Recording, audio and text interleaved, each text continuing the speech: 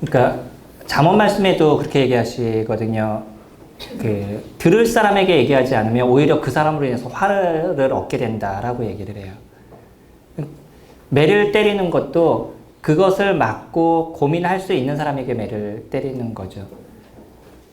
예전 분들은 우리 아이들을 키울 때 매를 많이 대셨죠. 성경에서 때리라고 얘기를 했기 때문에. 근데 그 말씀을 너무 극단적으로 저희가 받아들여서 생기는 문제들인 거잖아요.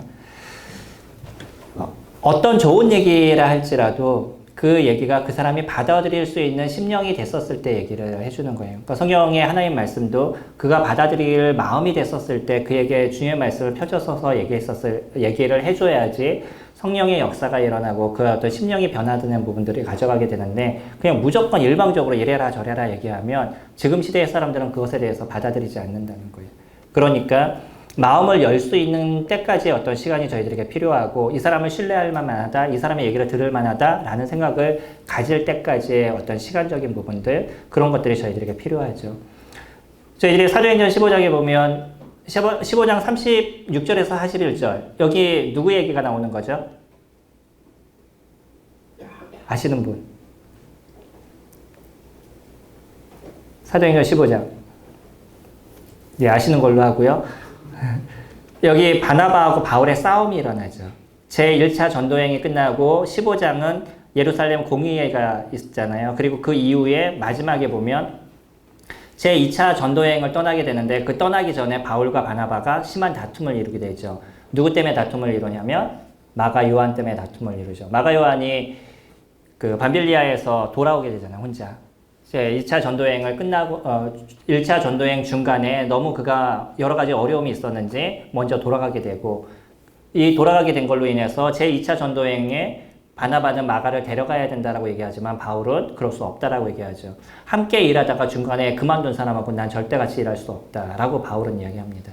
그래서 바울은 실라를 데리고 유럽으로 넘어가게 되고 바나바는 마가를 데리고 다시 구브로 섬으로 들어가게 되죠. 제1차 전도행을 이뤘던 제 첫 번째 지역으로 다시 들어가게 돼요. 그러면서 바나바의 이름은 사라집니다. 성경에서. 그래서 많은 분들이 어떻게 얘기를 하시냐면 바울이 잘한 거다. 이후로는 바나바의 이름이 없기 때문에 바울이 잘한 거다라고 얘기를 해요. 어떤 게 옳을까요? 두 사람이 갖고 있던 모습은 다르다라고 생각이 듭니다. 성경을 적는 누가는 누구를 중심으로 성경을 적었냐면 바울을 중심으로 성경을 적었어요. 그러니까 1장부터 시작해서 11장까지는 베드로에 대한 얘기를 하면 12장부터 시작해서 마지막까지는 바울에 대한 얘기잖아요. 사도행전이. 그러니까 그 이후로는 누가는 바울을 통해서 같이 다니면서 아니면 들었던 얘기 이거와 함께 섞어서 사도행전을 적었단 말이에요. 그러면 누가 중심이 될 수밖에 없냐면 바울이 중심이 될 수밖에 없던 거죠. 이게 사도행전의 어떤 흐름이에요. 그러니까 바나바의 이름이 등장하지 않는다 그래서 그가 잘못했다라고 얘기하는 건 이건 좀 우리가 성경을 잘못 보고 있는 거죠. 바나바는 어떤 역할을 했냐면 마가가 잘못된 모습을 가졌지만 그 잘못된 것을 끌어안을 수 있는 힘이 바나바에게 있었단 말이에요. 그러고 나니까 나중에 로마서를 적거나 이럴 때 바울이 했던 얘기가 마가가 너희들에게 무난한다라는 얘기를 하죠. 그때가 3차 전도여행이에요. 그러면 2차 전도여행 끝나고 3차 전도여행 가는 그 시점 속에서 이미 바울도 마가에 대한 걸 다시 인정하는 마음을 가졌다는 거예요. 그리고 디모데 후서에 가게 되면 마가를 데려와라. 그가 나에게 유익하다. 이렇게 표현하고 있잖아요. 다시 얘기하면 바울은 자기가 너무 강력하게 했다는 것에 대해서 어느 정도 인지를 하고 있다는 거예요. 그럼 마가를 살릴 수 있었던 건 누구의 힘이겠어요? 바나바의 힘이었단 말이에요. 그러니까 우리가 지금 무슨 서신서를 볼 수 있냐면 마가복음을 볼 수 있잖아요.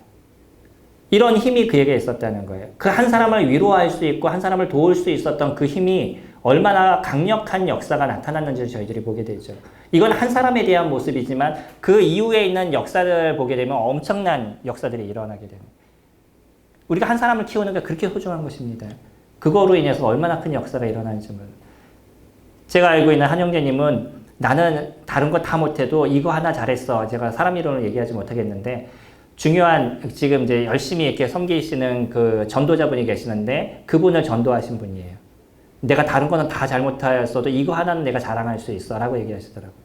한 분을 전도해서 그분이 복음을 듣고 거듭나게 돼서 아주 엄청난 그 복음을 전하는 그러한 전도자로 성장하신 거예요. 그 한 사람을 위해서 생겨난 역사인 거죠. 그렇기 때문에 우리가 상담에 대한 부분이 그렇게 중요한 거예요. 한 사람을 세울 수 있느냐, 한 사람을 죽이느냐라는 부분인 거죠. 예전에 캠프를 하게 될 때 저희가 같이 하고 있었던 교사 중에 한 사람이 아이와 함께 이제 상담을 했어요. 근데 원래 이 형제가 그렇게 감수성이 있는 형제가 아닌데 그 아이와 얘기를 하면서 아이가 갖고 있었던 그 삶에 대한 얘기를 들으니까 너무나 마음이 아팠던 거예요. 이 형제가 우리 교회 학생이었었는데 남자 학생인데 그 학생의 얘기를 들으면서 둘이서 엄청 울었어요. 네. 근데 우리 교회 학생은 저희한테도 얘기하지 않았던 가정사, 조금 진짜 힘든 그 가정사가 있으니까 교회에선 얘기하지 못하는 거죠. 그때가 초등학생 때인데. 근데 그거를 캠프에 와서는 나를 실질적으로 어떤 부딪히지 않는 분이니까 내가 지금 얘기를 해도 그 어떤 얘기가 나갈 뿐이 아니니까 그거에 대해서 다 얘기를 했더라고요. 그리고 나서는 자기의 속마음을 다 얘기를 하고 나니까 아이가 엄청 밝아졌어요. 그전에는 교회를 주일학교로 나왔다 안 나왔다 뭐 믿음의 가정인데도 나왔다 안 나왔다 이런 아이였는데 그 이후로는 잘 성장해서 지금 청년으로 잘 크고 있어요. 한 사람이 얼마만큼 그 사람을 공감해주고 이해해줬느냐 그거에 따라서 그 어린 학생의 어떤 눌려있는 심령도 변화하는 모습들을 가져가겠는. 내가 이 형제를 만날 때마다 항상 형제 때문에 우리 아이가 이렇게 잘 커 이런 부분들을 자주 얘기하거든요. 본인은 이제 오래 지나서 잘 잊어먹었어요. 제가 얘기하니까 기억이 난 거지 그러고 나서는 이제 잊어먹은 거죠. 그러나 같이 있는 그 기간 동안에 그 하나이를 그만큼 위로해 줄 수 있고 받아줄 수 있었던 그런 마음들 그것이 이제 그 사람을 새롭게 했던 부분이 되었던 거죠.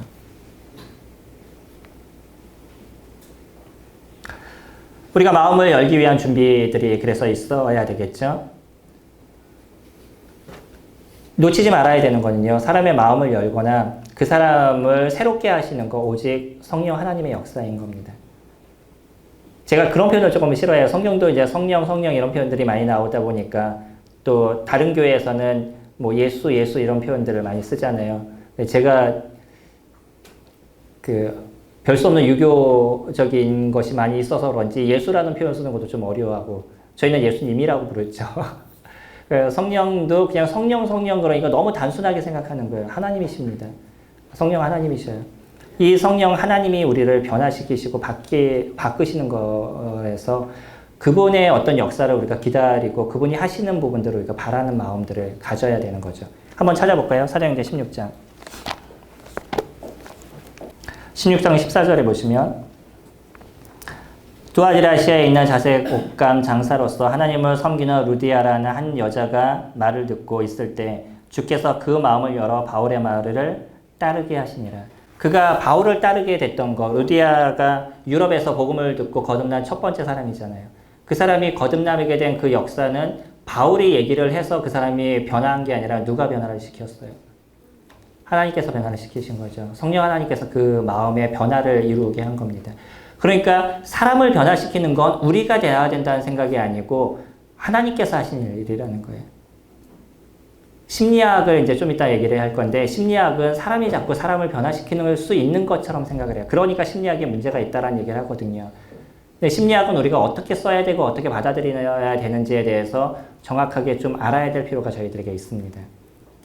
그들의 모든 것을 저희들이 받아들일 수 있는 것은 아니에요. 근데 어떤 거는 저희들이 받아들여야 되는데 왜 그래야 되는지에 대한 것도 좀 이따 설명을 드릴게요. 분명한 거는요. 모든 역사에 대한 부분은 하나님께서 하시는 거기 때문에 하나님께 의지할 수 있는 부분들을 저희들이 가져야 돼요. 그래서 누군가 상담하는 시간들을 가지시게 되면 하셔야 되는 게 시작과 중간과 끝에 기도하라는 거예요. 시작할 때는 기도하죠. 보통 우리가 시작할 때 기도하잖아요. 그러니까 진짜 하나님께 의지할 수 있는 기도가 우리가 필요하다는 거예요. 어떤 사람과 만나게 되면 저 사람과 교제 가운데 하나님께서 마음을 열어주세요라고 기도하고 그 사람과 같이 교제하는 중간에도 얘기를 듣다 보면 저는 어떤 부분이 있냐면 얘기를 한참 듣는데 내가 해줄 말이 없어요. 해줄 말 많을 것 같죠? 없어요. 해줄 말이 없으면 제가 할 수 있는 건 뭐냐면 주님 제가 할 말을 좀 기억나게 해주세요 라거나 저 사람의 마음을 이해할 수 있도록 도와달라거나 저 사람의 지금의 그 심령이 변화할 수 있도록 주님께서 위로해 주시기 위해서 위로해 주세요 라는 중간중간 기도를 해요. 복음을 전할 때도 마찬가지죠. 제가 복음을 전하다 보면 어떤 순간에 그 사람이 변하지 않는 모습들이 있어요. 그 사람들의 그분의 얘기를 쭉 듣다 보면 얘기를 들으면서 주님께서 그 사람의 어떤 심령을 바꿔주시길 원하고 진짜 성령의 역사가 일어나기를 원하고 제가 그분에게 합당한 성경 말씀을 알려줄 수 있도록 도와달라고 기도하거든요. 그냥 우리가 했던 것처럼 처음과 끝에 어떤 형식적으로 기도하는 그런 것이 아니라 진짜 하나님께 의지할 수 있는 기도, 중간중간 기도할 수 있는 그런 심령들을 가지면 주님께서 하시는 일들을 저희들이 보게 되죠. 캠프를 가시거나 그럴 때 학생들하고 많이 교제하시잖아요. 아니면 교회에서도 주일 학생 아이들과 같이 교제하거나 학생들과 같이 교제하거나 그런 시간들을 많이 가지시죠. 우리 청년 형제자매님들이. 그러면 그런 중간에 내가 이 사람에게 무엇을 얘기해 줄까 보다는 하나님께서 어떤 일을 하실까를 위해서 자꾸 기도하시는 마음을 가지셔야 돼요. 그때 주님께서 일을 해 나가시는 거죠. 그리고 중요한 것이 뭐냐면 요즘 김병만 씨가 달인이라고 우리는 뭐의 달인이 되셔야 돼요? 성경의 달인이 되셔야 됩니다. 내가 성경을 어설프게 알면 어설픈 사람을 만드는 거예요. 특히 교사들은요, 성경을 연구하는 데 많은 마음을 쓰셔야 돼요. 그리고 그것에 대해서 투자를 할 수 있는 그런 부분들을 가지셔야 되죠. 책을 사시는데 한 달에 10,000원 정도를 빼놓을 수 있는 부분들, 책을 읽기 위해서 아니면 그와 같은 여러 가지 일들을 하기 위해서 돈을 좀 저축할 수 있는 부분들, 그런 것들도 필요하시고, 내가 얻을 수 있는 걸 최대한 얻기 위한 어떤 방법들을 취해 나가셔야 되는 거죠. 오늘 여기도 시간들을 투자해서 오셨잖아요. 다른 캠프하고 좀 다르게 사경에는 처음부터 끝까지 말씀을 듣는 시간이니까 이런 시간에 오시는 분들이 참 귀하다 저는 생각하거든요. 무엇인가를 배우고 또 그것을 통해서 변화하는 시간들을 갖기 위해서 오시는 거기 때문에 참 귀한 시간 함께하고 계셔요. 이런 투자들이 필요하시다는 거예요.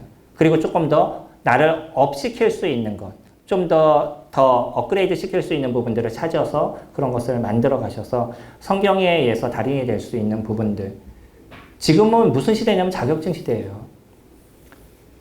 그러니까 어떤 하나에 내가 전문가가 되지 않으면 그쪽에 관련된 일들을 할 수 없는 거죠. 주님을 섬기는 저희들은 무엇의 전문가가 당연히 돼야 되겠어요. 성경의 전문가가 되셔야 되는 거죠. 그래야지 성경을 정확하게 얘기해 줄 수 있고 알려줄 수 있는 부분들을 가져갈 수 있기 때문에 저희가 성경의 전문가가 되기 위해서 노력하셔야 되는 거죠. 제가 예전에 그 세미나 때도 여기서 얘기를 했었었는데 원주는 제가 세미나 때문에 자주 옵니다. 근데 성모님들이 잘 몰라요. 주일날 제가 잘 안 뵀어가지고 토요일날 와서 세미나 하고 그냥 가는 경우들이 많아서 원주 성모님들은 제가 요번 주 거의 처음 이렇게 뵈는 분들이 많이 있을 건데 그때도 제가 그런 얘기 한 적이 있어요. 그리고 갈 때마다 아주 단순한 거기 때문에 한번 물어봐요. 다윗의 키가 어느 정도 됐어요? 다윗이 어떤 다윗이에요? 키가 큰 다윗이에요? 작은 다윗이에요? 키가 작아요? 다윗이요? 이렇게 물어보면 또 고민하죠. 그럼 키가 커요? 이것도 고민이 되죠. 키가 커요? 작아요? 성경에서 나오잖아요. 다윗의 키가 어느 정도 되는지 성경에 나오는 거 아셔요? 처음 들어보죠. 그림 보면 다 어떻게 나와요? 골리앗, 다윗. 우리 어릴 때 찬양이죠. 어린 다윗 이런 찬양 맞나요? 죄송합니다. 이런 그런 찬양들이 있다 보니까 다윗은 항상 어린아이라고 생각해요. 소년이라고 나오거든요. 저희 성경에. 근데 이 소년이라는 히브리어 단어는 스펙트럼이 엄청 큽니다. 때로는 갓난아이부터 시작해서 청년까지 얘기를 해요. 단순한 그냥 아이를 얘기하기 때문에 소년이란 단어가 아니라 청년들도 소년이란 단어가 써요. 그러면 그때 당시에 다윗의 나이가 청년이겠어요? 아니면 어린아이겠어요? 청년이었어요. 보통 10대로 우리가 기억하는데 10대 후반으로 우리가 생각하고 있는데 청년이었었어요. 건장한 사람이었었습니다. 근데 그림에는 어떻게 나오냐면 골리앗 이만하고 다윗은 요만하고 이런 그림을 우리가 계속 보면서 컸어요.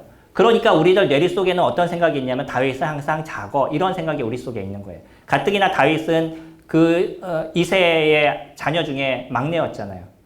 그러니까 어리고 작을 거라고 자꾸 생각하는데 성경에서 보면 어떻게 표현하고 있냐면 이제 시간상 다 찾아보지 못하겠는데 아시는 얘기들이에요.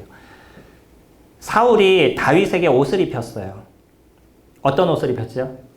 갑옷을 입혔어요. 그러면 사울이 바보가 아닌 이상 이렇게 어린아이한테 자기의 이만한 갑옷을 입히겠어요? 최소 자기가 입는 옷이 얘가 입을 만큼 된다라고 생각하니까 입히겠어요? 안 맞는데 억지로 입히려고 노력하겠어요? 자기가 입는 갑옷을 입을 만큼의 등치가 된다라고 생각하는 거죠. 그러면 사울은 키가 어느 정도 됐어요? 네, 사울은 다른 사람보다 어깨 하나는 더 있다 이렇게 표현해요. 그러면 다윗이 작은 다윗이에요? 큰 다윗이에요? 그럼 우리 성경은 왜 자꾸 작은 다윗이라고 생각하죠?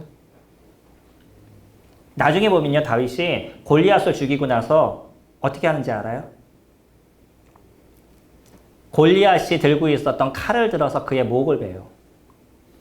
골리앗이 들고 있었던 칼이 얼마나 크다라고 성경이 나오죠. 그 칼을 들 수 있는 힘이 다윗에게 있었다는 거예요. 그리고 나중에 그가 다윗이 사울을 피해서 도망갈 때도 제사장에게 무엇을 받게 되냐면 골리앗을 죽였던 그 칼이 성전에 있었던 그거를 주죠. 그래서 그 칼을 갖고 도망을 가죠. 그러면 요만한 아이가 이만한 칼을 질질 끌고 도망을 다니겠어요? 자기가 들을 만하니까 들고 가겠어요?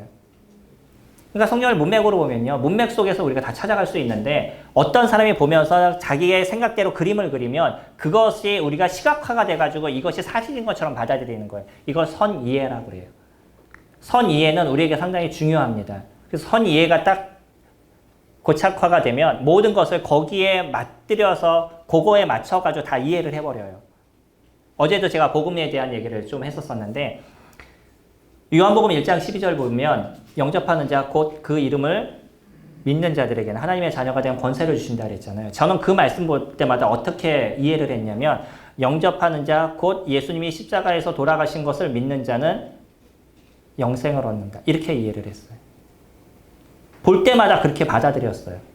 뭐냐면 예수님을 믿는다는 그 자체가 십자가에서 죽으시고 내 죄를 사하신 것, 그것을 중심을 갖고 내가 생각을 하다 보니까 모든 성경 말씀은 그렇게 받아들이는 거예요. 근데 문맥은 뭐라고 얘기해요? 영접하는 자 곧 그 이름을 믿는 자라고 얘기해요. 누구를 믿으라고 얘기해요? 누구를 믿으라고요? 예수님을 믿으라고 얘기해요. 예수님이 우리 죄를 사하신 걸 믿으라고 그래요? 예수님을 믿으라고 그래요? 요한복음 3장 16절 외우죠? 설마 이것도 못 외우면? 하나님이 세상을 이처럼 사랑하사 독생자를 주셨으니 이는 저를 믿는 자마다. 요한복음 3장 36절 아들을 믿는 자는 영생이 있고 아들을 순종하지 않는 자는 영생을 보지 못하고. 누구를 믿으라고요? 아들을 믿어라. 요한복음 5장 24절 진실로 진실로 내가 너희에게 이르노니 내 말을 듣고 나 보내신 이를 믿는 자는. 거기는 누굴 믿으라고 그래요? 나 보내신 이를 믿는 자는. 그럼 누구예요? 거기는 하나님을 얘기해요. 다시 얘기하면 그거는 조금 풀어서 우리가 얘기를 해야 되는데 성경에서 얘기하는 구원의 주체는 누구시냐면 예수 그리스도 그분이라고 얘기를 하는 거예요. 근데 우리는 계속적으로 예수 그리스도의 십자가의 사역을 크게 생각하고 그것으로 인해서만 그것이 이루어지지 않는 순간 구원의 역사는 이루어지지 않아요. 예수님이 십자가에서 죽으시는 일이 있지 않는 이상은 구약에 있었던 신약에 있었던 내가 뭐 내 몸을 불살르게 믿었다라고 하고 평생 복음을 위해서 살았다라고 얘기해도 아무 소용이 없는 거예요. 그분이 십자가에서 이루신 그 사역으로 인해서 구약에 있었던 모든 사람들, 신약에서 앞으로 태어날 모든 사람들의 그 죄에 대한 대속이 거기서 이루어지는 거기 때문에 십자가에서 죽으심의 사역은 가장 중심적이고 중요한 거예요. 근데 재밌는 건 뭐냐면요. 바울이 복음을 전할 때 사도행전을 보면 예수님의 죽으심에 대해서 초점을 맞추는 것이 아니라 어디에 초점 맞추는 줄 알아요?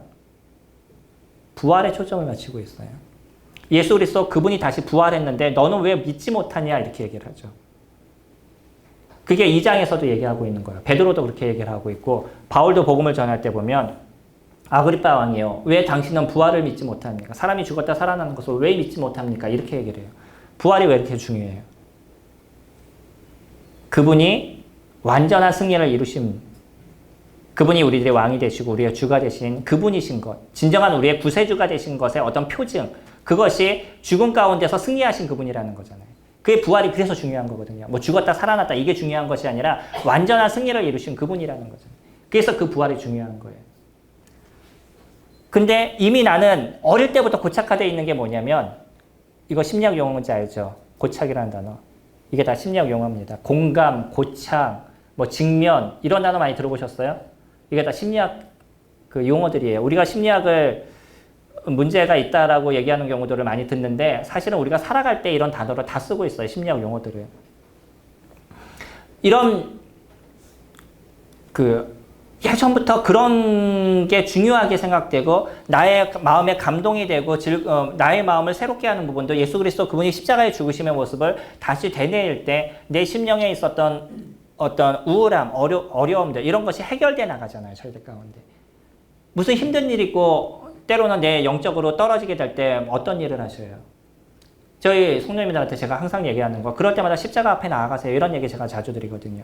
그곳에 앉아서 예수님이 무엇을 위해서 십자가에서 죽으셨는지 그분이 하신 일이 무엇인지 다시 한번 되뇌이세요라고 제가 말씀을 드리는데 저도 그래요. 어떤 내가 해결되지 못한 힘든 것 때문에 진짜 너무나 어렵고 힘들 때는 주님 앞에 나가서 그 십자가를 바라보는 그런 시간들을 제가 가져요. 그러면 그래요 주님. 주님은 거기서 그 일을 이루셨는데 나는 왜 이런 걸 갖고 힘들어하죠? 이런 마음의 위로를 제가 받고 제 마음 가운데 이게 아무것도 아니라는 생각을 다시 한번 가지게 돼요. 그런 만큼 예수 그리스도의 그 십자가에서 죽으심은 우리를 얼만큼 사랑하셨는지 그분의 사랑이 얼마나 크신지를 내가 알 수 있는 그런 장소인 거죠. 그냥 죄가 없어졌다 이게 아니라 그분이 나를 어떻게 사랑하셨는지를 볼 수 있는 게 그 십자가인 거잖아요.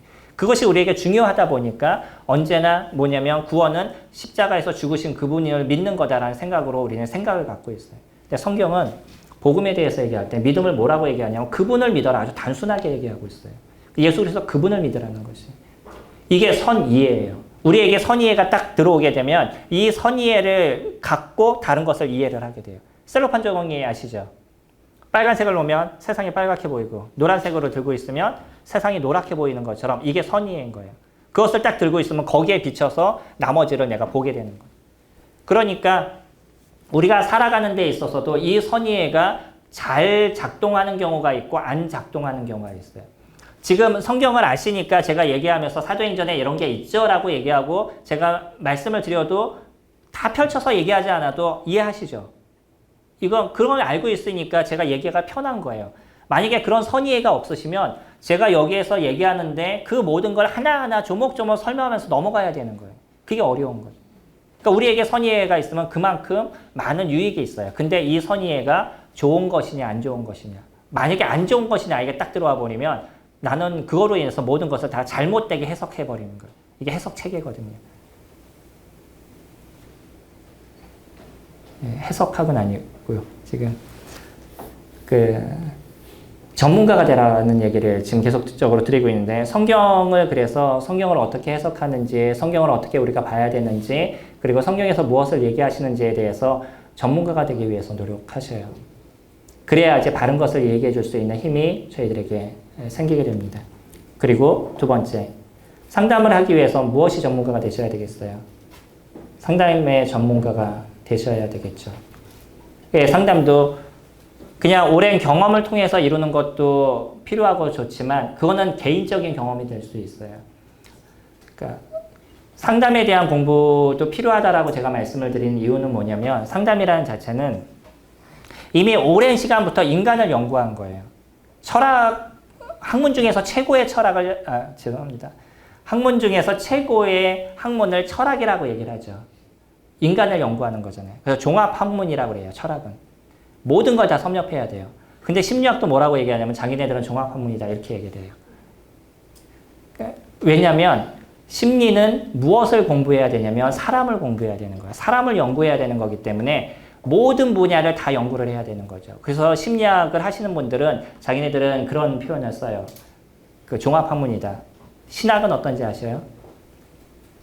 신학도 종합학문입니다. 신을 연구하는 게 아니에요. 신학이. 하나님이 무엇을 얘기하시는지 우리가 아는 건데 그러다 보면 거기에 무엇을 같이 보게 되냐면 사람을 같이 보게 되고 하나님 하신 역사를 저희들이 보게 되니까 이것도 종합 학문이에요.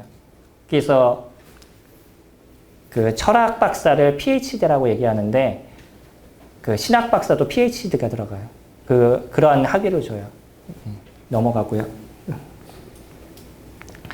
그리고 또 한 가지 문화의 전문가들은 그러니까 지금 시대를 저희들이 알아야 되죠. 지금 시대의 모습들을 저희들이 잘 이해할 필요가 있어요. 저희 아이가 25이고 막내가 20이에요. 근데 이제 제 첫째 같은 경우는 학교를 일찍 들어가가지고 25 아이들과 같이 생활을 하고 있어서 근데 저희 첫애가 막내하고 얘기하면서 한 얘기가 있어요. 엄마 때로는 내가 쟤를 이해하지 못해 라고 제가 하는 얘기를 이해하지 못한대요. 기껏해야 몇 년 차이 나요. 5년 차이 나는데 세대 차이 느낀다라고 얘기를 하더라고요.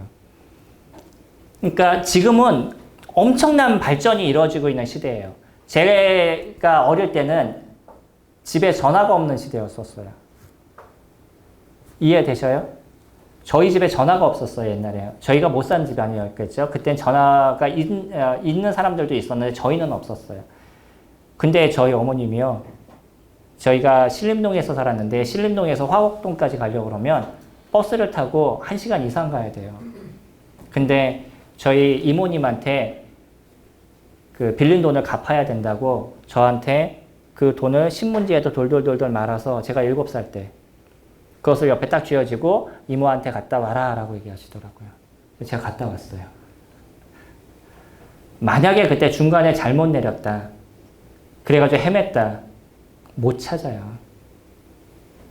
지금 시대하고 다른 시대입니다. 그때 만약에 잘못 내려서 거기서 헤매기 시작했다 그러면 저를 찾을 재간이 없어요. 우리 어머님 대단하신 분이죠. 제가 지금 생각하면 아주 섬찟섬찟해요. 도대체 무슨 생각으로 나를 그곳에 보냈는지. 이모님이 저를 보더니 막 우시더라고요. 그래서 왜 우시나 그때는 잘 몰랐어요. 아직도 그 기억이 제 머릿속에. 제가 4살 때 집을 잊어먹은 적이 있었거든요. 네. 저희가 답심리에서 살았었는데 그때 홍수가 났는데 이 홍수가 물이 막 불어오르니까 저보다 나이가 많은 어떤 누나가 저를 업어다 길을 건너서 내려줬대요. 그리고 본인 가버린 거예요. 그리고 저는 이제 그때부터 집을 헤매기 시작해서 일주일 동안 그 타가소가 옛날 뭐 타가소라고 그러나요? 그런 데에 있었어요. 마지막 7일째가 되면 어디로 보내지냐면 고아원으로 보내져요. 근데 지금하고 다르게 그때는 고아원으로 딱 넘어가는 순간에 행정적인 부분들이 연결이 안 돼서 사람을 찾을 수가 없는 시대인 거죠. 그 마지막 날 저를 찾았어요. 제가 아직도 그때 당시에 그 난간을 붙잡고 울고 있었던, 제가 4살 때인데 난간을 붙잡고 울고 있었는, 막 우니까 소리 져요. 저건 울기만 한다고. 이 소리가 아직도 제 머릿속에 있어요.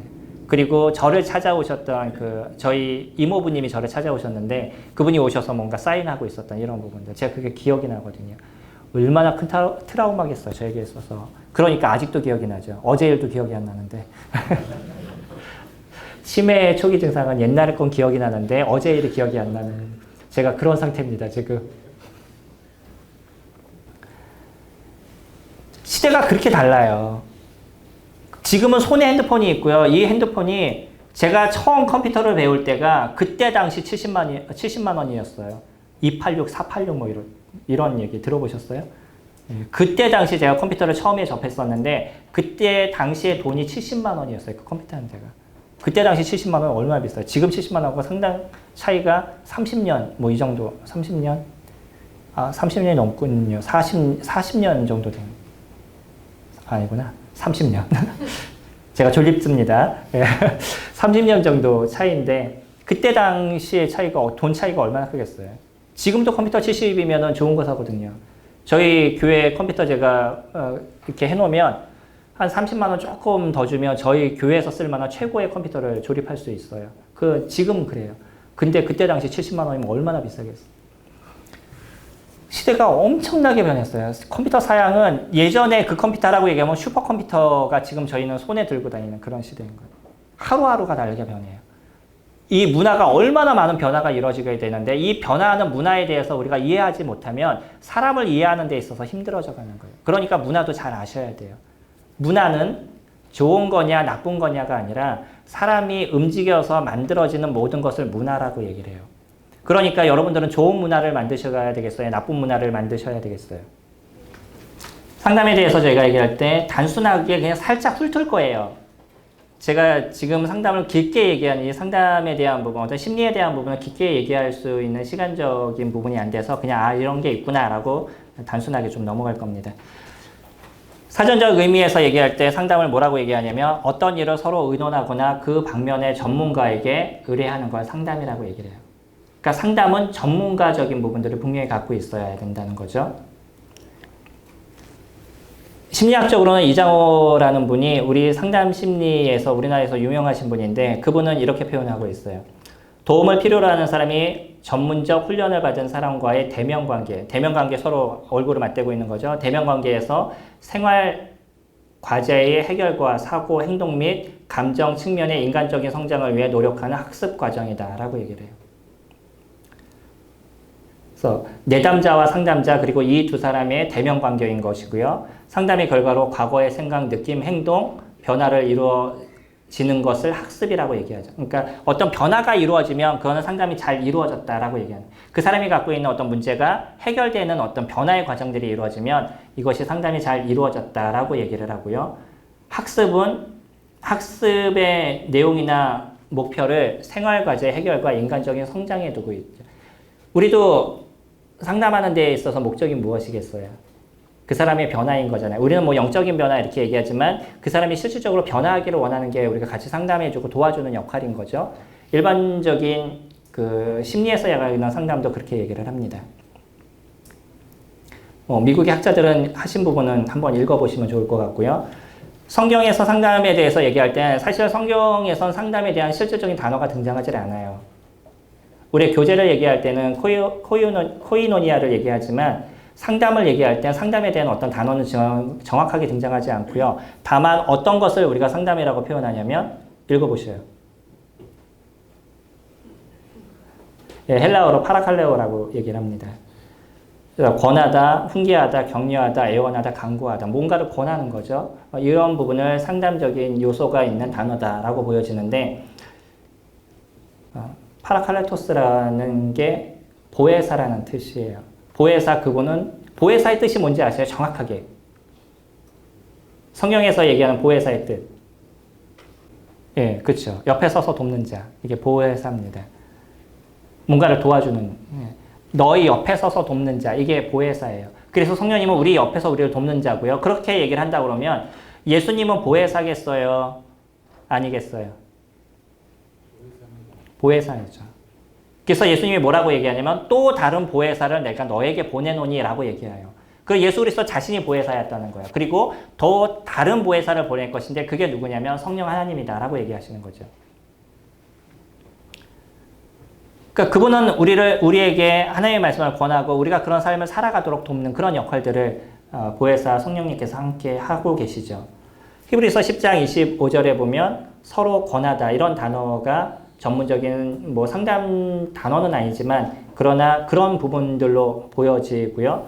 그래서 성경에서 어떤 분들이 그 상담자라고 보여지냐면 뭐 인도자 또 바울은 뭐 저희들이 알고 있는 거 그냥 장로님들 아니면 예수 그리스도 우리에게 있어서 예수 그리스도나 성령님은 정확한 저희들의 그 상담자가 되시죠.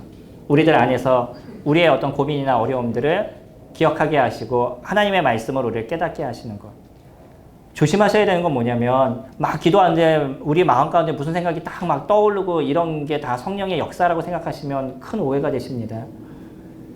사람의 심리는요. 내가 원하는 대로 많은 생각들이 일어나요.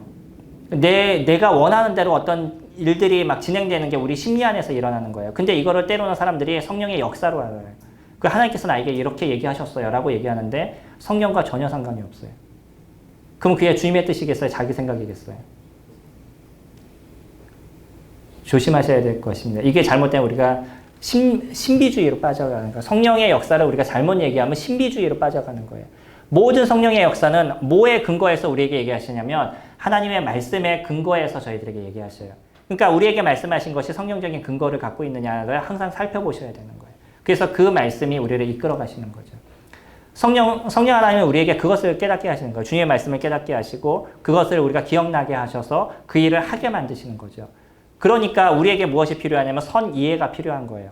성경을 계속적으로 읽으셔야 되죠. 읽으시고 그것이 우리가 잠재되어 있었을 때 성령 하나님이 그 말씀을 기억나게 하심으로 인해서 그 일을 하게 만드는 거잖아요. 저도 그럴 때가 많거든요.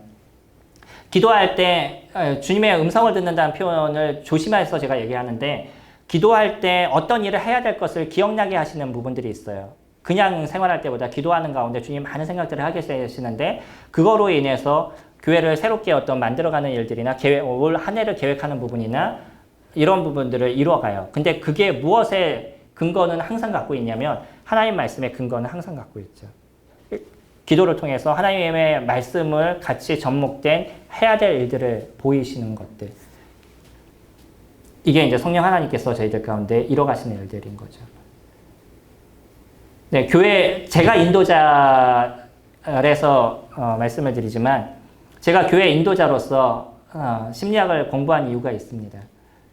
저희 교회에 예전에 그 정신적인 어려움을 좀 갖고 계신 분들이 많이 계셨어요. 이분들을 제가 도저히 이해할 수가 없었어요. 아무리 이해를 하려고 해도 제가 갖고 있는 성향으로 이분들을 이해할 수 없으니까 그래서 다시 공부하기 시작한 게 심리에 대한 공부를 다시 정확하게 이제 상담 심리를 제가 공부를 했는데 그냥 4년 과정을 모든 걸 거의 다 들어본 것 같아요. 제가 뭐까지 들어봤냐면 범죄 심리학도 들어봤어요. 왜 들어봤을까요?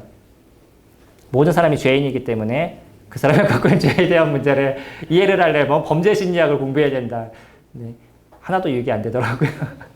그런 많은 부분들을 다 들어본 노인, 어린이 해서 모든 심리학을 다 들어봤는데 뭐 기본적인 건 다 동일해요. 하지만 제가 말씀드릴 수 있는 거, 저도 지금 조심스럽게 말씀드릴 수 있는 거 하나는 뭐냐면 지금 공부하시는 분도 하는 얘기가 많은 걸 하시는 분이에요. 많은 데서 강연하시고 여러 사람 모아놓고 강연하시고 이러한 이제 외부에서 뛰시는 분인데 그분이 하는 얘기가 자기가 심리를 공부하다 보니까 진짜 많은 노하우를 쌓지 않는 이상은 섣불리 얘기할 수 없겠다라고 얘기해요. 저도 동일합니다. 하면 할수록 느끼는 부분은 쉽게 그 사람 이렇게 하세요, 저렇게 하세요 라는 얘기는 할 수가 없을 것 같아요. 그건 조심스러운 부분인 거예요. 그러니까 제가 인도자로서 아무리 인도자였지만 교회를 이끄는 인도자였지만 그 사람의 심리적인 것을 정확하게 알 수 있는 부분이 저에게 없어. 그 사람을 이해할 수 있는 힘이 저에게 없었다는 거죠. 그래서 공부를 하다 보니까 느낀 게 뭐냐면 내 자신을 보게 되는 거예요. 제 자신을 보게 되고 저의 어떤 상태를 보게 되면서 다른 사람의 상태도 어떤 거고 그래서 그 사람이 이렇게 행동하는 부분들은 왜 이렇게 행동하는구나 라는 부분을 조금 이해할 수 있는 부분들이 저에게 생긴 거죠. 그래서 도움이 많이 됐던 거예요.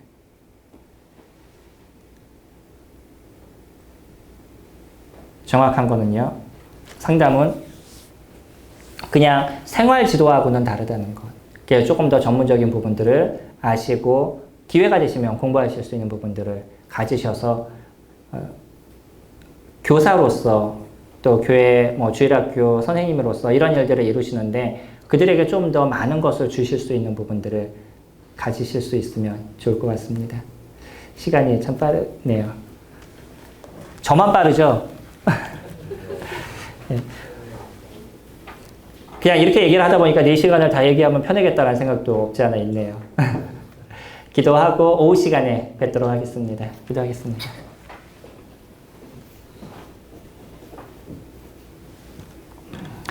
존귀하신 아버지 하나님 감사를 드립니다. 우리 귀한 형제자님들의 삶에 함께 하시고 성령 하나님께서 일러주시고 이끌어주셔서 주님을 바르게 배워가고 하나님 말씀을 바르게 배워가서 많은 이들에게 유익을 주게 하시고 또 바른 사람을 이해할 수 있는 심령을 주님께서 허락하셔서 다른 사람을 이해하고 그 사람을 받을 수 있는 그 사람을 도울 수 있는 힘들이 우리 귀한 손님들에게 있을 수 있도록 도우시려 합니다.